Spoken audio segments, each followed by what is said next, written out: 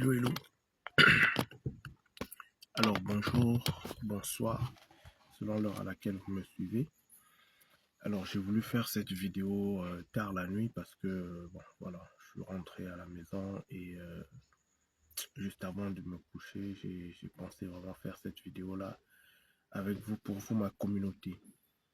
Alors, j'espère que vous avez apprécié le premier contenu de l'année, la vidéo que j'ai publiée très récemment, il n'y a pas très longtemps.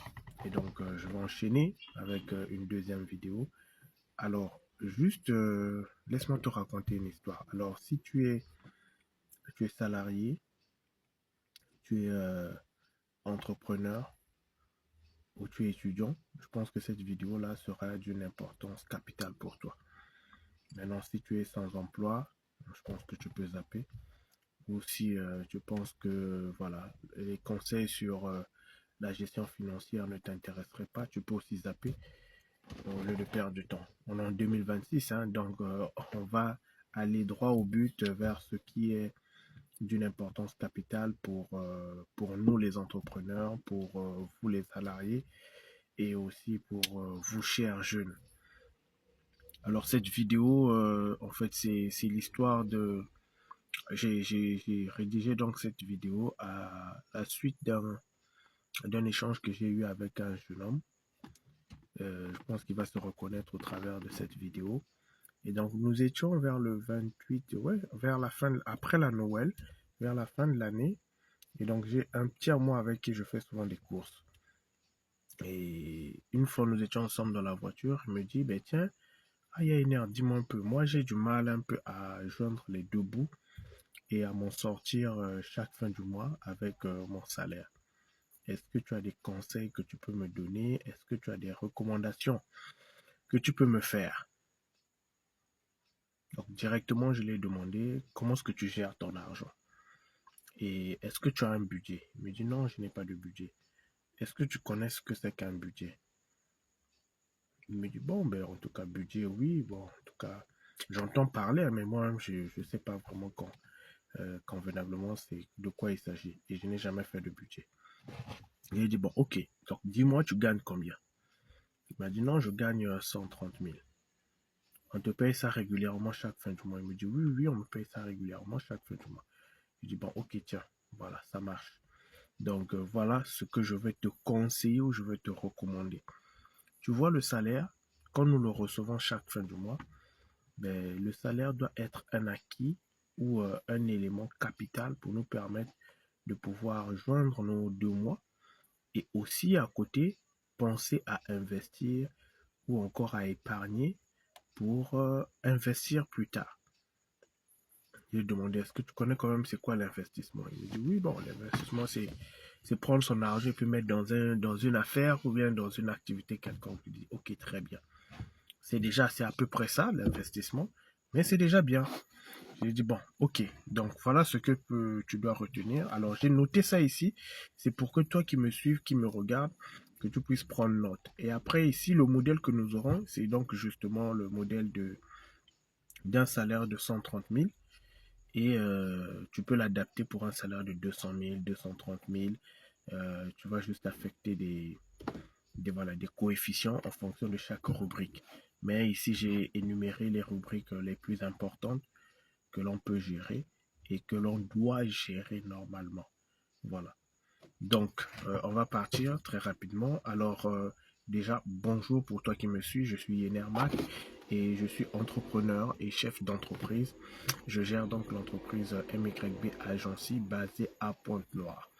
Et nous existons avec MYB, nous existons depuis 2014, donc ça nous fait aujourd'hui 12 ans d'existence et nous sommes une jeune équipe avec 6 collaborateurs et nous offrons nos services à l'endroit des différentes entreprises de la place, localement comme internationalement, et aussi auprès de porteurs de projets.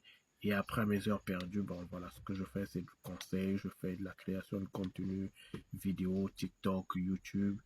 Et donc, je t'inviterai très rapidement à aller rejoindre, à aller s'abonner, à aller t'abonner sur mes différentes pages, Facebook, TikTok, et aussi, pourquoi pas rejoindre mon groupe privé WhatsApp où je partage différentes ressources capitales en tant que salarié ou en tant qu'entrepreneur. Alors, donc très rapidement, déjà sur la base de ce salaire-là de 130 000 francs, pour moi, en ce qui concerne donc le conseil que j'ai donné à ce petit frère, c'était de le dire, premièrement, ce que tu dois enlever dès que tu reçois, dès que tu perçois ton salaire, premièrement, ce que tu dois penser à enlever, la première ligne de dépense, c'est d'abord la dîme. Et donc, sur un salaire la dîme, c'est 10% de son revenu. Donc, sur un salaire de 130 000, la dîme va donc représenter, donc c'est le 1 dixième, donc soit 13 000 francs CFA. Et donc, si tu as un salaire de 130 000 et que tu en déduis la dîme qui est de 13 000 francs, il va donc te rester 117 000. Pour toi qui as un salaire supérieur à 110 000, à 130 000 ou 200 000 ou encore whatever, ben c'est d'enlever un dixième de ce salaire-là. Prends ta dîme, va l'offrir, va la donner dans n'importe quelle église ou dans une église où tu communies régulièrement. Donc, fais cet acte-là. C'est un acte qui nous permet de pouvoir sécuriser dans ses finances et puis qui permet de pouvoir donc nous accorder différentes révélations ou différentes bénédictions sur l'engagement de pouvoir donc donner ou payer sa dîme. Ça, vous allez retrouver ça pour les chrétiens dans la Bible. Je ne vais pas m'étaler là-dessus, mais déjà, premièrement, tu dois faire cette offrande-là, c'est-à-dire enlever le 1 dixième de ton salaire afin de pouvoir donner, déjà afin de sécuriser tes revenus et aussi, ben voilà, bénéficier de tous les bénéfices rattachés à cet acte-là de pouvoir payer donc sa dîme. Deuxièmement, les financiers, les spécialistes des finances disent que normalement, voilà, sur la base d'un salaire, lorsqu'on établit son budget, ben, la deuxième ligne de dépense est donc le loyer. Et donc le loyer doit toujours représenter 30% de son revenu. Donc si tu as un salaire de 130 000, sur la base de 117 000 qui te reste, les 30% de ton revenu, donc de ton salaire, c'est donc un loyer de 35 100 francs. Alors, ici, nous avons donc un loyer de 35 100 francs. Mais la bonne nouvelle, c'est que le petit frère à qui j'étais en train de parler, il me dit, ah, mais non, mais tiens, il y a une heure. Moi, le studio que je paye, c'est pas un studio de 35 000, je paye plutôt un studio de 30 000 francs. Et donc, j'ai 5 000 francs qui va me rester. J'ai dit, ben voilà. Donc, les 5 000 francs vont te permettre de pouvoir donc payer l'électricité et l'eau. Est-ce que tu avais considéré ça? Il dit, ah oui, je n'avais pas considéré ça. Et l'électricité, effectivement, c'est environ 3 000 francs que je paye pour chaque mois. Sinon, ça vient souvent entre 8 000, 10 000. Et donc, du coup, j'ai dit, ben voilà. Donc, on peut arrondir l'électricité et l'eau à 5 000 francs le mois, tout en sachant que sur les 2 mois cumulés, ça te fait donc, ça te ferait donc, sur les 2 mois cumulés, ça te ferait donc 10 000 francs. Il dit, ok, c'est même ça. Ah, il fait chaud, hein. Je ne sais pas vraiment si c'est la nuit, mais bon, en tout cas, il fait chaud. Je vais devoir faire cette petite pause. Alors, donc, une fois que tu as payé donc ton salaire, ton loyer, qui représente donc les 30% de ton revenu, la prochaine ligne de dépense serait donc de pouvoir donc avoir la rubrique transport et ration. Alors ici, je l'ai dit, mon petit, c'est vrai que tu as un maigre salaire, un petit salaire, mais tu dois être très rationnel. Donc ce que je te demande donc de faire, c'est de te donner une rigueur, de n'utiliser que 1500 francs par jour. Et dans les 1500 francs, tu as le transport ainsi que ta ration. Donc débrouille-toi, je ne sais pas comment est-ce que tu peux faire pour n'utiliser que 1500 francs de repas tous les jours. Et donc c'est là qu'après je l'ai dit, mais en tout cas comme astuce aussi, tu peux commencer à préparer ton repas journalier, c'est-à-dire à la maison, tu achètes une palette d'œufs, tu achètes un demi-sac de riz, tu achètes un paquet de spaghettis, un carton ou un demi-carton de boîte à sardines. Ça veut dire que tous les matins, ben, tu peux faire te réveiller plus tôt, tu prépares tes spaghettis, tu mets dans ta gamelle et puis tu apportes au boulot. Donc ce que tu vas juste acheter, c'est uniquement un pain de 100 francs. Et donc du coup, sur les 1400 de budget de transport ou 1500 de budget, moins les 100 francs du pain, il va te rester donc 1400. Dans les 1400, tu peux avoir donc 600 francs de transport et le reste, c'est de l'argent qui va flotter. Ça peut te permettre d'acheter du crédit ou bien de recharger ton téléphone ou pourquoi pas peut-être de t'acheter une bouteille d'eau ou bien un jus pendant toute la journée. J'espère que tu me suis jusque-là et que tu es avec moi. Donc la première ligne de dépense, c'est la dîme. La deuxième ligne de dépense, c'est le loyer qui doit représenter juste 30% de son revenu. Et enfin, la troisième ligne de réponse, c'est donc se donner un budget de journalier pour le transport et la ration. Et ici, le budget que je l'ai recommandé par rapport à son salaire, c'était donc un budget de 1500 francs jour. Et je lui ai donné une astuce comment faire pour pouvoir dépenser moins de 1500 francs par jour pour le transport et le manger. Ne t'aventurez pas comme font les autres de manger chaque midi et deux dans des restaurants où tu vas payer un plat de 1500 ou un plat de 2000. Si tu fais ça, ben, tu es en train d'aller au-delà de ton budget et tu es en train de faire des dépenses extra et ça sera difficile pour toi chaque fin de mois de pouvoir donc te retrouver. Et après, ensuite, tu dois donc consacrer une rubrique spéciale d'une épargne que tu dois faire de façon régulière. C'est-à-dire que tu dois avoir un montant que tu dois épargner chaque fin du mois. Et ici, par rapport à son salaire, la recommandation que je l'ai donc faite, c'est donc une épargne de 10 000 francs. Alors ici, tu as différentes astuces pour pouvoir épargner.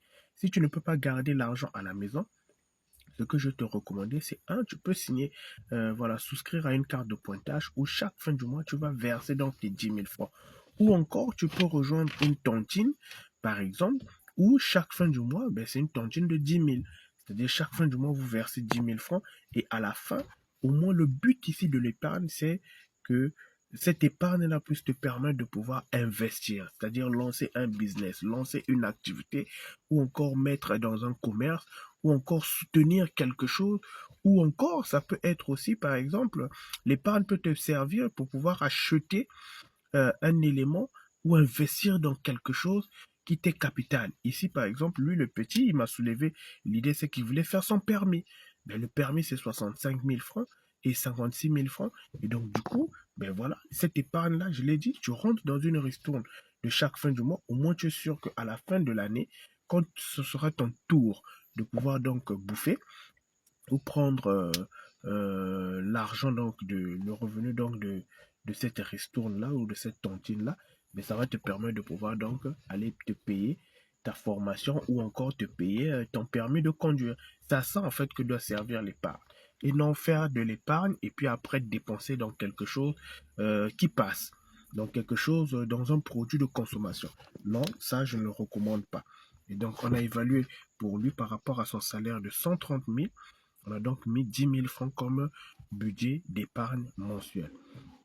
Et après à cela, on a alloué aussi une rubrique santé et aide sociale. Ici, nous avons donc affecté un montant de 15 000 francs chaque fin du mois. Alors, les 15 000 francs, le mois où tu ne tombes pas malade, ben, c'est les 15 000 francs qui s'ajoutent dans le prochain mois. Ça te ferait donc aussi 30 000 francs de budget de santé, tout en sachant que le jour où tu vas tomber malade, ce n'est pas 5 000 francs dont on aura besoin, ce n'est pas 10 000 francs ou 15 000 francs dont on aura besoin, mais c'est peut-être 40 000, 30 000 ou quoi. Et si tu as de l'épargne ou si tu as de l'argent mis de côté pour ta santé, ben ça pourra donc servir à cela. OK?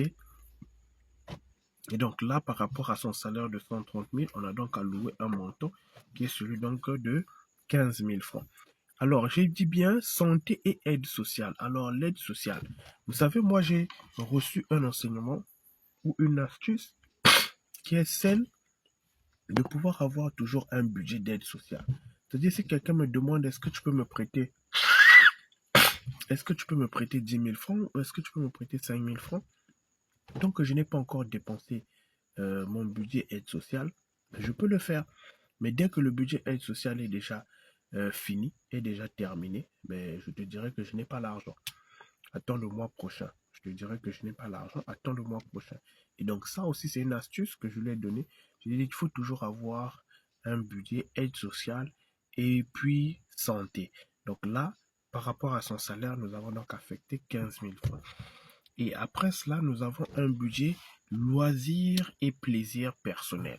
Vous savez, l'être humain a toujours besoin d'avoir des plaisirs, de satisfaire certains besoins personnels. Et donc là-dessus, je sais que mon petit, voilà, il arrive parfois, il se retrouve chaque dimanche, il va manger le goulou, ou bien chaque dimanche, il peut faire une tournée à ses amis et tout. Je lui ai dit, ça aussi, tu dois budgétiser ça. Tu ne dois pas juste faire des tournées ngoulou ngoulou comme ça et sans vouloir connaître ce que ça va te coûter et combien ça te coûte sur ton revenu mensuel ou sur ton salaire. Et donc, du coup, par rapport à ça, cette rubrique-là nous avons affecté 10 000 francs. Je l'ai dit, si le week-end où tu as dépensé tous tes 10 000, sache-le que c'est parti pour un mois. Tu ne vas plus avoir de dépenses. Tu ne peux plus sortir les dimanches parce que tu dois attendre le mois prochain, puisque tu as déjà épuisé ton budget loisirs et plaisir personnel. C'est aussi dans ce même budget-là aussi que tu peux te permettre de pouvoir acheter par exemple un article, acheter quelque chose pour toi, pour te faire plaisir. Ça peut être un vêtement, ça peut être un sac, une montre, une paire de lunettes ou je sais pas quoi, whatever. Tu vois un peu? Et donc après cela, tu as donc la rubrique communication, crédit de communication et Internet. Et donc là aussi, il faut affecter aussi un budget de manière mensuelle. Maintenant, quand nous avons soustrait tout ce que nous j'ai dit bien avant sur le salaire, mais il nous reste quoi? Il nous restait donc 1900, donc environ 2000 francs. Et c'est donc les 2000 francs là que tu dois utiliser le mois pour pouvoir donc activer un forfait mensuel.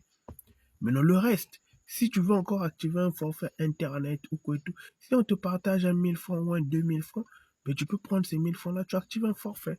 Si on te partage ou tu as fait un deal et tout, tu as pu avoir quelque chose ou quoi et tout, ben tu prends cet argent là, ça te permet aussi d'activer un forfait ou encore d'aller encore épargner, avoir toujours de la liquidité chez soi. Un petit montant, même un petit montant. Puisque tu sais déjà que tu as déjà eu une rubrique épargne personnelle de 10 000 francs chaque fin du mois. Ça, tu vas mettre dans une carte de pointage ou dans une cantine. Maintenant, après, à côté, quand tu as des deals chaque fin du mois, mais cet argent-là, tu mets de côté et tu le gardes pour toi. Donc, quand je l'ai expliqué tout ça là, après, il m'a dit, ah, vraiment, merci beaucoup, Yainer. En tout cas, j'ai pris note et je t'en donnerai des nouvelles. Merci, je vais essayer de faire ça et je pense que je vais pouvoir maintenant m'en sortir chaque fin du mois. J'ai dit, petit, en tout cas, c'est comme ça qu'on fonctionne. Et ça, c'est une éducation financière qui le demande. Mais c'est bien de pouvoir se former sur la bonne gestion ou la bonne éducation financière à avoir.